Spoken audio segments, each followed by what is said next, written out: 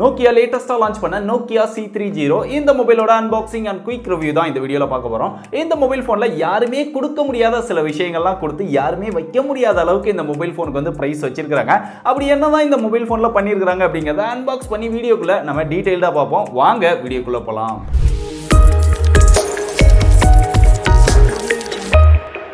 இந்த மொபைல் போனை Nokia fans மட்டும் தான் வாங்குவாங்க அப்படின்னு நினைக்கிறேன். ஆஃப்லைன் சேல்ஸ்க்காக லான்ச் பண்ணியிருக்காங்க. எப்பயும் நோக்கியாவோட பாக்ஸ் எப்படி இருக்குமோ அதே மாதிரி தான் இங்கே இருக்குது. ஃப்ரண்ட்ல மொபைலோட டிசைன்லாம் கொடுத்துருக்காங்க. மேலே வந்து நோக்கியா C30 அப்படின்னு சொல்லி நோக்கியாவோட நேம் போட்டிருக்காங்க. இங்கே பாட்டம்ல பார்த்தோம் அப்படின்னா ஜியோ எக்ஸ்க்ளூசிவ் அப்படின்னு போட்டு 10% price support and other exciting benefits அப்படின்னு போட்டிருக்காங்க. இந்த மொபைலில் இருக்கிற ஒரு ஆறுதலான விஷயம் அப்படின்னு சொல்லலாம்.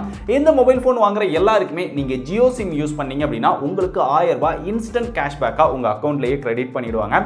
அது போக அதர் பெனிஃபிட்ஸ் அப்படின்னு சொல்லி நிறைய கொடுக்குறாங்க. முடிஞ்சா அந்த பெனிஃபிட்ஸையும் யூஸ் பண்றதுக்கு ட்ரை பண்ணுங்க. அப்படியே ரியர்ல வந்தோம் அப்படின்னா அதோட முக்கியமான ஃபீச்சர்ஸ் எல்லாமே கொடுத்துருக்காங்க. இப்போ பாக்ஸை ஓபன் பண்ணுவோம்.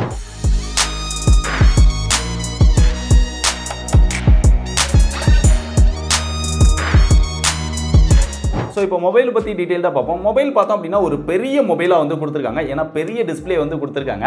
அது போக இந்த மொபைலை கையில் எடுக்கும்போதே ஒரு பயங்கரமான வெயிட் வந்து இங்கே ஃபீல் ஆகுது. ஏன்னா இதோட வெயிட் வந்து 1/4 கிலோவுக்கு மேலே இருக்குது. 230 கிராம் வெயிட் இருக்குது. அது போக இங்கே மொபைலோட திக்னஸ் அப்படின்னு பார்த்தாலுமே அப்ராக்சிமேட்டாக 10 mm 9.9 mm திக்னஸ் வந்து கொடுத்துருக்காங்க. அந்த அளவுக்கு ஒரு பல்கான மொபைலாக இருக்குது. அதுக்கு காரணம் இதோட பேட்டரி. ஸோ பெரிய அளவில் பேட்டரி பேக்கப் வந்து கொடுத்துருக்காங்க. அப்படி இங்கே ரியரில் டிசைன் அப்படின்னு பார்க்கும்போது ஒரு கிரிப்பான ஒரு டிசைன் மாதிரி கொடுத்துருக்காங்க. சென்டரில் நோக்கியா அப்படின்னு சொல்லி பிராண்டிங் நேம் வந்து சின்னதா போட்டுருக்காங்க. ரியர்லயே ஃபிங்கர் பிரிண்ட் சென்சாரும் கொடுத்துருக்காங்க.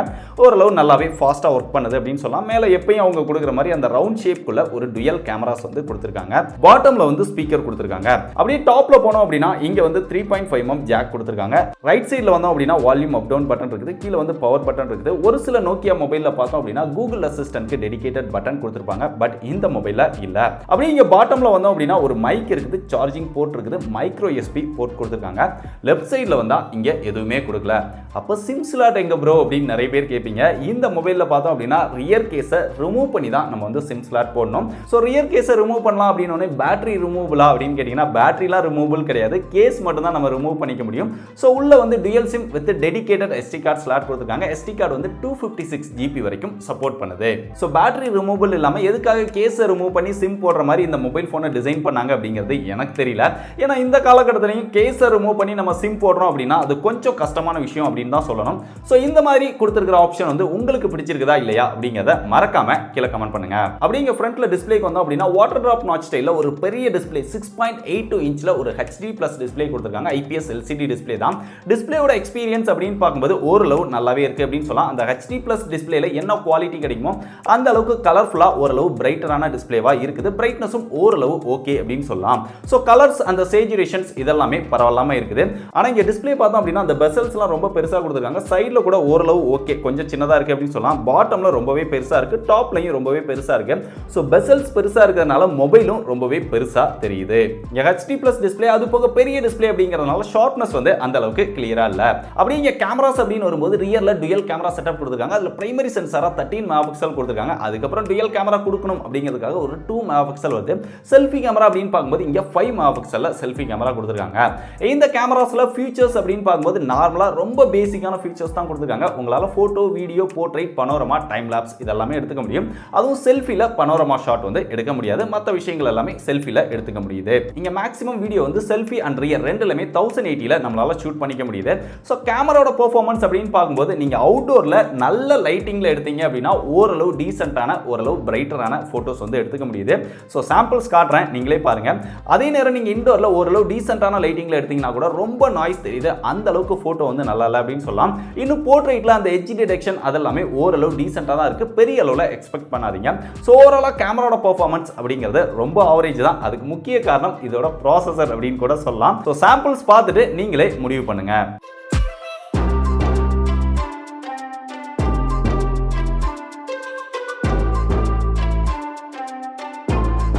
அடுத்து நோக்கியா ஃபேன்ஸ் நிறைய பேர் நோக்கியா மொபைலை விரும்பி வாங்குறதுக்கு ஒரு காரணம் அப்படின்னா அதோட சாஃப்ட்வேர் சொல்லலாம். ஏன்னா ஸ்டாக் ஆன் ரைட் எக்ஸ்பீரியன்ஸ் கிடைக்குது அப்படிங்கிறதுக்காகவே இன்னும் நிறைய பேர் வந்து நோக்கியா மொபைலை வாங்கிட்டு இருக்காங்க. அதே மாதிரி இந்த மொபைலையும் ஆண்ட்ராய்டு 11ஓட ஸ்டாக் ஆன் ரைட் தான் கொடுத்துருக்காங்க. இங்க ப்ளோட்வேர்ஸ் அப்படின்னு பார்க்கும்போது நிறைய ப்ளோட்வேர்ஸ் வந்து ப்ரீ இன்ஸ்டால்டா வருது. பட் அது எல்லாத்தையுமே நம்மளால அன்இன்ஸ்டால் பண்ணிக்க முடியுது. ஸோ அது வந்து ஓரளவு நல்ல விஷயம் அப்படின்னு சொல்லலாம். அது போக இந்த மொபைலை ஃபர்ஸ்ட் டைமா பூட் பண்ணும்போது கெட் ரெக்கமெண்டட் ஆப்ஸ் அப்படின்னு சொல்லி ஒரு 6 ஆப்பை வந்து காமிக்குது. இது வந்து நமக்கு தேவை அப்படின்னா இன்ஸ்டால் பண்ணிக்கலாம், தேவையில்லை அப்படின்னா ஸ்கிப் பண்ணிடலாம். பட் இதுக்கு முன்னாடி வந்து அவங்களே ஆட்டோமேட்டிக்கா அந்த 6 ஆப்பையுமே இன்ஸ்டால் பண்ணி விட்டுருவாங்க. பட் இப்போ அதை கொஞ்சம் இம்ப்ரூவ் பண்ணியிருக்காங்க. நமக்கு வந்து சாய்ஸ் கொடுத்துருக்காங்க. இதுக்கு முன்னாடி நம்ம இன்ஸ்டால் பண்ணதுக்கு அப்புறம் அன்இன்ஸ்டால் பண்ற மாதிரி இருந்தது. பட் இப்போ ஓகே, அதை நம்மளால ஸ்கிப் பண்ணிக்க முடியுது. இருந்தாலும் இதெல்லாம் தேவையில்லாத விஷயம் அப்படின்னு நினைக்கிறேன். ஏன்னா நமக்கு தேவை அப்படின்னா நம்மளே இன்ஸ்டால் பண்ணிக்க போறோம். ஆல்ரெடி அவங்க ப்ரீ இன்ஸ்டால்டே நிறைய ப்ளூடூத் வந்து கொடுத்துறாங்க. அது போக இந்த மொபைல்ல தேவையில்லாத நோட்டிபிகேஷன்ஸ், ஆட்ஸ் இந்த மாதிரி எதுவுமே நான் கவனிக்கல. சோ ஓரளவு நல்ல சாஃப்ட்வேர் எக்ஸ்பீரியன்ஸ் வந்து இந்த மொபைல்ல கிடைக்குது. அடுத்து இதோட ஃபேஸ் அன்லாக் வந்து ஓரளவு டீசென்ட்டா வர்க் பண்ணுது. இதுல மியூசிக் எக்ஸ்பீரியன்ஸ் அப்படின்னு பார்க்கும்போது சிங்கிள் ஸ்பீக்கர் தான் கொடுத்திருக்காங்க. அதுவும் ரியர்ல கொடுத்திருக்காங்க.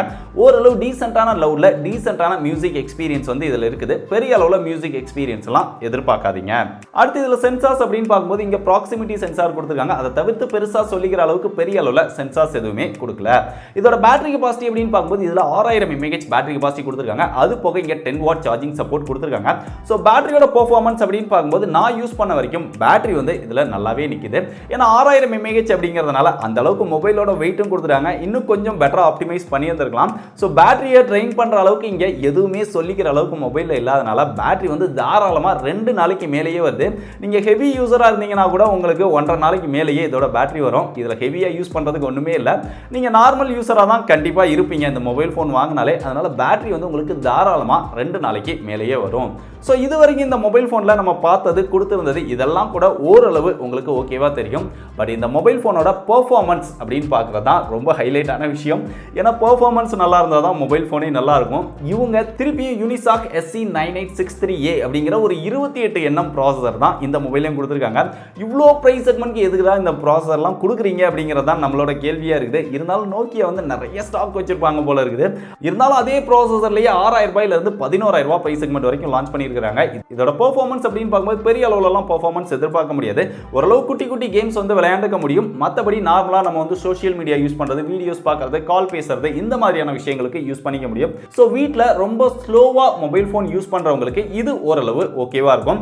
மற்றபடி பெர்ஃபார்மன்ஸ்லாம் இந்த ப்ராசஸர்ல பெருசா எதிர்பார்க்காதீங்க. இதை பத்தி நம்ம ஏற்கனவே நிறைய மொபைல்ஸ்ல டிஸ்கஸ் பண்ணியிருக்கோம். நோக்கியா மொபைலே டிஸ்கஸ் பண்ணியிருக்கோம். ஸோ அந்த ப்ராசஸர் தான் இந்த மொபைலையும் இருக்குது. கடைசி அந்த மொபைலோட பிரைஸ் அப்படின்னு பார்த்தோம்னா இதுல மொத்தம் 2 ஸ்டோரேஜ் வேரியன்ட் வந்து லான்ச் பண்ணியிருக்காங்க. 3+32, 4+64. 3+32ஓட பிரைஸ் வந்து 11000 ரூபாய்க்கு லான்ச் பண்ணாங்க. இப்போ ஆஃபர்ல 10500 ரூபாய்க்கு சேல் பண்றாங்க. ஸோ 10500 ரூபாய்க்கு நீங்க ஒருவேளை வாங்கினாலும் உங்களுக்கு ஜியோ பெனிஃபிட்ஸை யூஸ் பண்ணீங்க அப்படின்னா ஒரு 1000 ரூபாய் கேஷ்பேக் கிடைக்கும். ஸோ 9500 ரூபாய்க்கு இந்த மொபைலை யூஸ் பண்ணிக்க முடியும். அது போக அதர் பெனிஃபிட்ஸ் அப்படிலாம் நிறைய கொடுக்குறாங்க. அதெல்லாம் யூஸ் பண்ணிக்கோங்க. அதே மாதிரி 4+64 12000 ரூபாய் பிரைஸ் செக்மெண்ட்க்கு லான்ச் பண்ணாங்க. இப்போ ஒரு 400 ரூபாய் டிஸ்கவுண்டோட 10600 ரூபாய் பிரைஸ் செக்மெண்ட்க்கு சேல் பண்ணிட்டு இருக்காங்க. ஸோ இந்த பிரைஸுக்கு இந்த மொபைல் வேணுமா அப்படிங்கிறத நீங்க தான் டிசைட் பண்ணிக்கணும். ஏன்னா என்னெல்லாம் இருக்குது அப்படிங்கிறத சொல்லிட்டேன். ஸோ இதே பிரைஸ் செக்மெண்ட்ல இருக்கக்கூடிய மற்ற மொபைல்ஸையும் நீங்க கம்பேர் பண்ணிட்டு அதுக்கப்புறமா இதை முடிவு பண்ணுங்க. இதுல கலர் வேரியன்ட் அப்படின்னு பார்க்கும்போது கிரீன் கலர், ஒயிட் கலர் அப்படிங்கிற மாதிரி 2 கலர் வேரியன்ட் வந்து இந்தியாவில் லான்ச் பண்ணியிருக்காங்க. நம்ம கிட்ட இருக்கிறது கிரீன் கலர், இன்னொன்று வந்து ஒயிட் கலர் இருக்குது. ஸோ நோக்கியா லான்ச் பண்ணியிருக்கிற இந்த நோக்கியா C30 பத்தி நீங்க என்ன நினைக்கிறீங்க? இந்த மொபைல்லாம் எதுக்கு லான்ச் பண்றாங்க, யார் இதெல்லாம் வாங்குறாங்க அப்படின்னு நீங்க யோசிச்சுட்டு இருக்கீங்களா? இல்ல இதெல்லாம் வாங்குறதுக்கு ஆள் இருக்கு, நானே வாங்கியிருக்கிறேன் ப்ரோ அப்படின்னு சொல்றீங்களா? ஸோ இந்த மொபைல் பத்தி நீங்க என்ன நினைக்கிறீங்க அப்படிங்கிற உங்களுடைய ஒப்பீனியனை மறக்காம டீடைலா கீழே கமெண்ட் பண்ணுங்க. நம்மளுடைய சப்ஸ்கிரைபர்லாம் இந்த மொபைல் பத்தி என்ன நினைக்கிறாங்க அப்படிங்கறத நான் தெரிஞ்சுக்கிறேன். இதே மாதிரி நிறைய லேட்டஸ்டான இன்ட்ரெஸ்டிங்கான மொபைல்ஸோட அன்பாக்சிங் அண்ட் டீடைலான ரிவ்யூலாம் பார்த்து தெரிஞ்சுக்க டெக் படிஸை நீங்க இன்னும் ஃபாலோ பண்ணல அப்படின்னா மறக்காம எல்லா சோஷியல் மீடியாலையும் ஃபாலோ பண்ணிக்கோங்க. டிஸ்கிரிப்ஷன்ல எல்லா சோஷியல் மீடியாவோட லிங்க்கும் இருக்கு. இதே மாதிரி இன்னொரு யூஸ்ஃபுல்லான இன்ட்ரெஸ்டிங்கான வீடியோல சந்திக்கிறேன். பை.